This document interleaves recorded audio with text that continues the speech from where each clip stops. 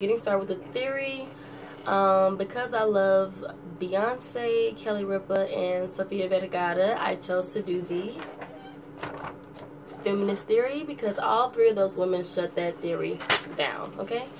As far as the inequality goes. Although not specified in the text, I did my own research and found that, you know, feminist theories as far as like women trying to make a stance to gain equality dates all the way back to the 1700s by a lady named Mary Wollstonecraft. She was known for The Changing Woman, something that she had wrote. That was the first big known statement, I believe, that I researched into. She was a philosopher, a philanthropist, a writer, and a feminist activist.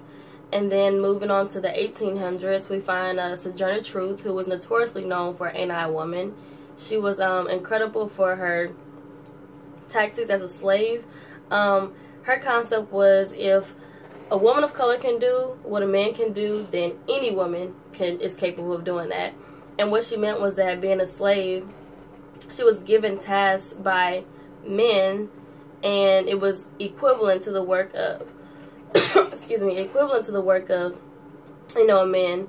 And that's just what she had to do. So basically she was saying that she has the ability to do it, then any woman has the ability to do it. And she was just such a strong person, and, you know, motivated so many people of all color to just do, not just escaping, but just very powerful and knowledgeable that she became. And moving on to the 1900s, we find Nancy Cott, who was known for her study, woman as a universal entity versus woman as a social differentiation. Attentive to individuality and diversity. So she basically gave us the notion of the women from back then and how they converted to these women over here. Moving on with the feminist theory, this theory suggests sexual permissiveness amongst women. That could be socially, in a company, within the families, pretty much just apply everywhere. There are also countries that have more of a potency as far as like the beams of women. You have these industrialized countries versus third world countries. Countries like Afghanistan, Uzbekistan, all those countries over there where women are expected to be submissive and obey. And then you have countries, I think like Sweden was mentioned in the text, where women have like a pedestal, like, you know, whatever they say, no problem. We somewhat have a balance in America, kind of, sort of, not really. We still struggle with a lot of women inequality, but I feel it's slowly, progressively moving to where that's not the case.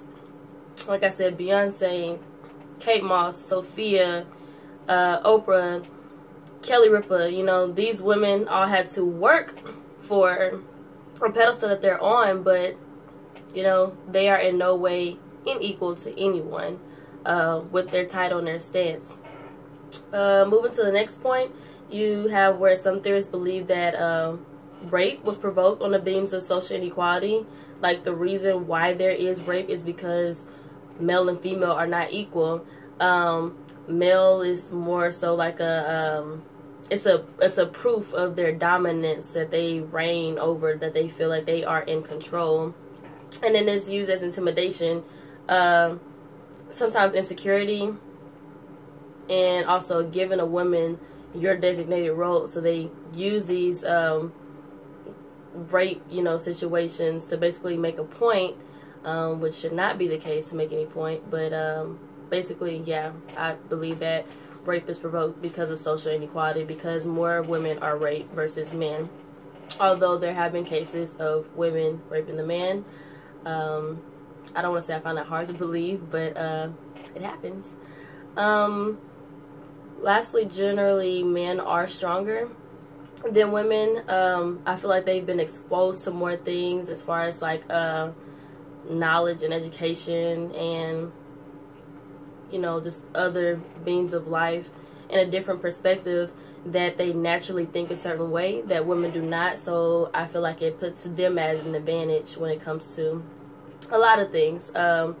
Money, how to run a business. It's not the fact that we don't have the opportunity to it. It's just that they've had the doors open for so many years, and it's almost like you know, China to America. We're catching up. We're catching up, you know. But it is what it is, and you know, I feel like we're slowly moving away from that, slowly but yet surely. Moving to the next point.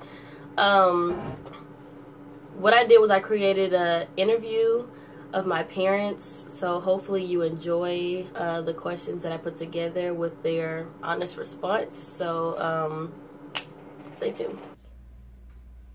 Educational field. Data center technician. Okay.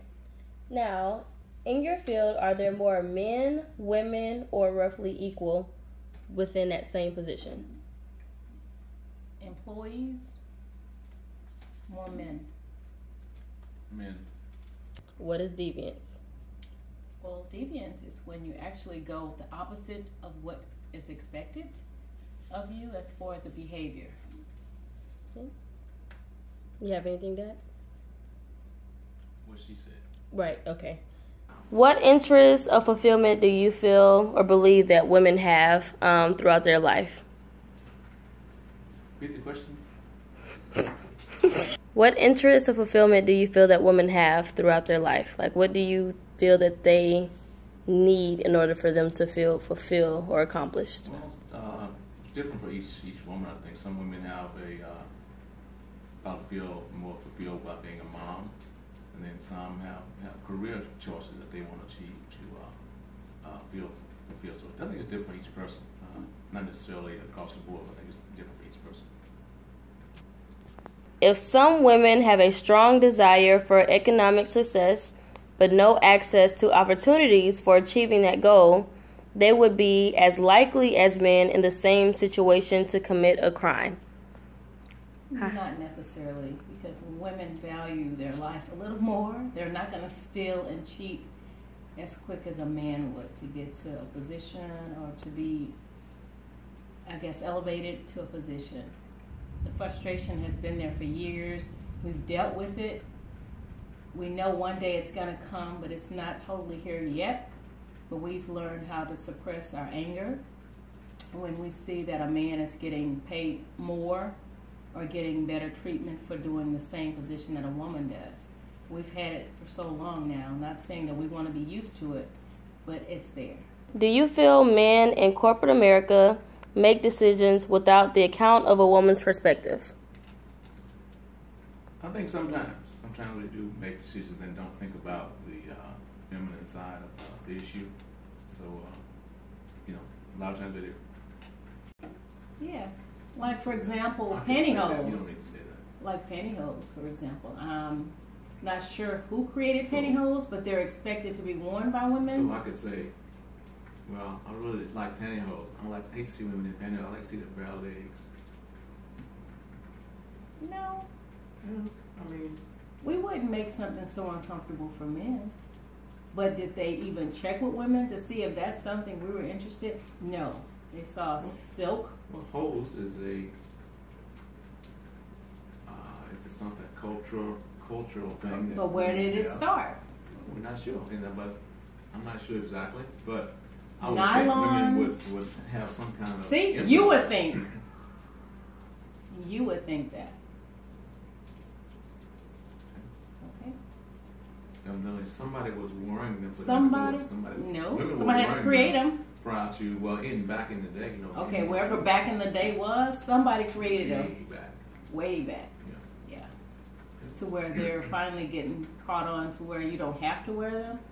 Although men may like to see them, now you have to deal with the naked legs. What about women without bras? Did men design bras?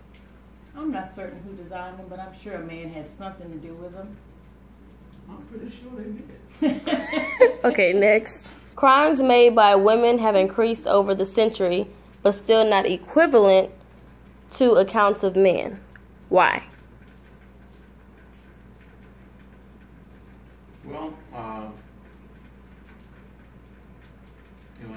still, a lot of women have reverted to crime as opposed to trying to get ahead a lot of times, doing things to make ends meet or whatever. Thought they had to do things to try to keep up a lot of times.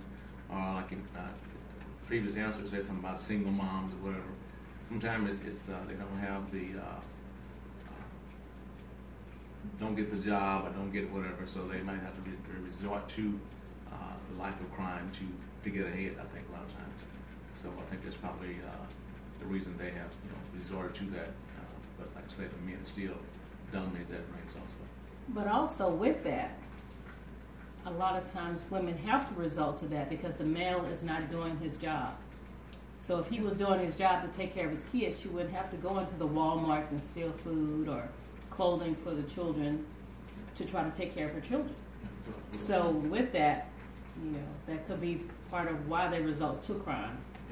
But then you got those that are just stealing just to steal because they're greedy or they're, have some other envious reasons for wanting some things that they haven't worked for or don't deserve.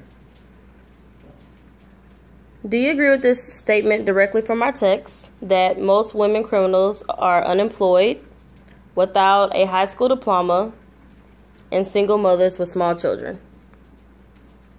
I can partially agree with that because the way our government is set up, we have so many women on welfare, and they feel like the more children they have, the more money they get, although they take these funds and don't necessarily take care of the child.